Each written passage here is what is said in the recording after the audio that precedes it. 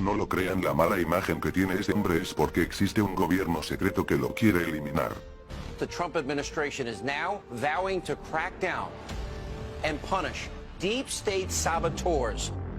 El mundo está siendo manipulado y gobernado por un gobierno oculto. This is a war now, the deep state against you and the President of the United States. El caos creado artificialmente por orden de miembros de la élite que buscan quitar a Trump del camino, por medio de sus medios de comunicación propagan el caos y la propaganda negativa para lograr su objetivo. I submit to you that the establishment that you talk about, the so-called deep state, exists on both sides, the left and the right, and President Trump is up against both of them. Donald Trump ha identificado los miembros del llamado Estado Profundo, los banqueros siniestros que controlan muchas de las decisiones del mundo, todo con un único fin: el nuevo orden mundial que ellos idearon muchos años atrás. He's an outsider. He's not them. He's not part of the club. You know, he hasn't been through the initiation rites. He didn't belong to the secret society. He didn't belong to the secret society. The secret society. Trump lo ha dicho claramente en múltiples ocasiones, pero los medios de comunicación se encargan de crear una mala imagen de él. They're trying to cheat you out of the future and the future that you want. They're trying to cheat you out of the leadership you want. And what did God do? Look, Trump is by far not a perfect man, and there's a lot of times I wish he would stop tweeting, right? Seriously. But go, you know, I would encourage people, go back and read President Trump's inaugural speech. If you didn't watch it live, read it. He is declaring war on the deep state. He really is. And the cross-party monopoly of both the Republican and the Democrats for far too long, he says. You know, the people in Washington, they prospered, they did better, they built their careers, and the people have been left on the sideline. And he says that stops here, and now we're giving it back to the people. That was a declaration of war, right? And that's the reason why only days later, you have the former U.S. President Obama moves 1 mile away from the White House and sets up what even the Beltway today is calling a pseudo-third-term U.S. presidency, right? A shadow government. Shocking. Mientras los medios de comunicación difaman de Donald Trump, los analistas y ocultistas sugieren que este hombre está enfrentando a la élite oculta de Estados Unidos como ningún otro líder político lo ha hecho. Why has the elites, why have the elites, not just here but around the world, reacted so viscerally to Donald J. Trump? Well, Derek, Trump is not one of them. He's not a globalist.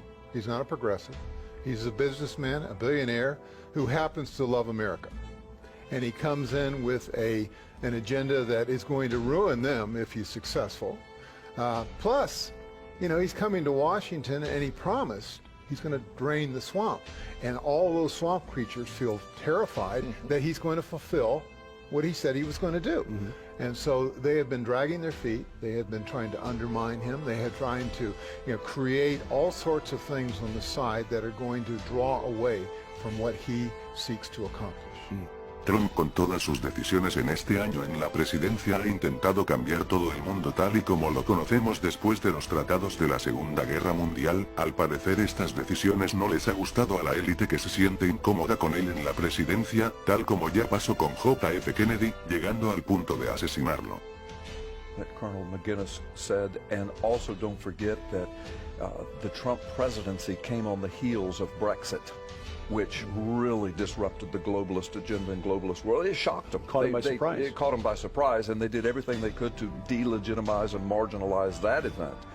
And then, in the midst of it, here comes a billionaire, businessman, builder, really out of nowhere as far as politically speaking goes, defeats this whole field of in the preliminaries, and then winds up going against the Clinton machine and defeats that. And then, as Colonel McGinnis just so brilliantly elucidated, that now the globalist structure, the swamp creatures are going out of their minds. They want him out somehow, or at least marginalized and his teeth pulled out, his teeth of power. So the question to me, I mean, I see all of this. I've been seeing all of this. And the angst inside of me, I think a lot of America feels, because we know, as you said, that he has America at heart. He wants the best for America.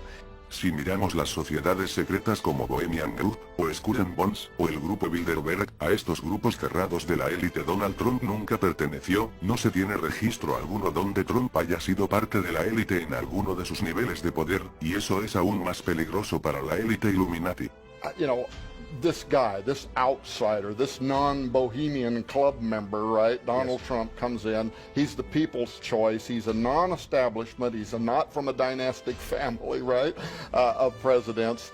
The people elected him because they no longer believe in or trust what is happening within Congress and within the entrenched establishment.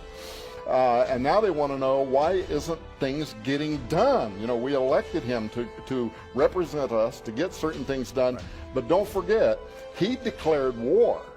If you watch his inaugural speech, it is a declaration of war against the elitists, even against the occult dynamics. Time magazine, the first thing they do, what do? They make a giant picture of Donald Trump leaned up, breaking the Washington Monument, which is a representative of the whole occult underbelly in Washington, D.C. So there is a very much a supernatural element, in addition to the federal bureaucracy and the Obama holdovers and all the rest of them. And hopefully during these programs you'll get the opportunities to discuss, are some of these people true believers in their occult commitment to overthrowing this presidency, or are most of them really just pawns that don't really even understand what's happening, right?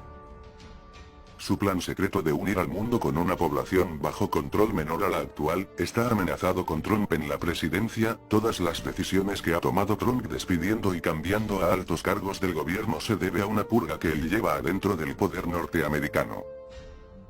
It's really the progressives trying to control the world. They want to control all of government. They don't want one world democratic government. They want government under their control. It's feudalism.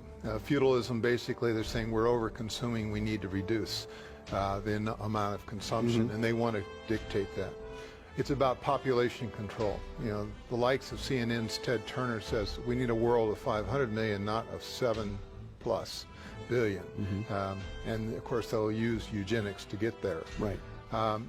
It's about a host of issues that is bringing a self-righteous elite to the control of all world power centers, whether it's cultural, political, or economic.